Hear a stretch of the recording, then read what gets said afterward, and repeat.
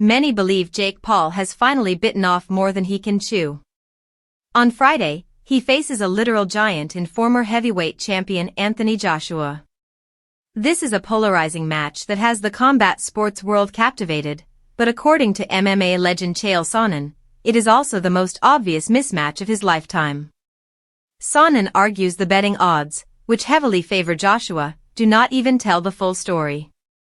He believes those numbers are skewed because the public is not convinced this is a legitimate contest. In his view, there has never been a sporting event with a more predictable outcome.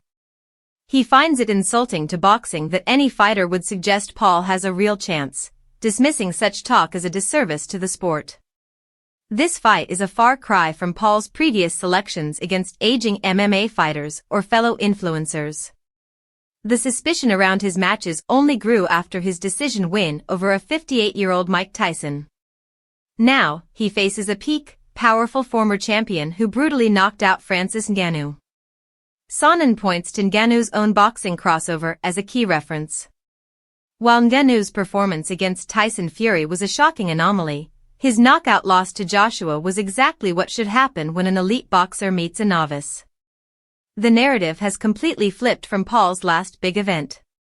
Where there was once concern for Tyson's health, now the concern is solely for Paul's safety.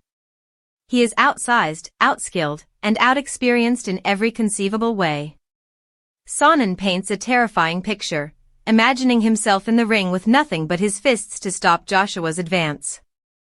He calls it a legitimately dangerous situation. Yet, despite declaring this the biggest mismatch he has ever seen, Chael Sonnen ends with a note of respect. He gives Jake Paul credit for daring to step into that ring and accepting such a monumental challenge.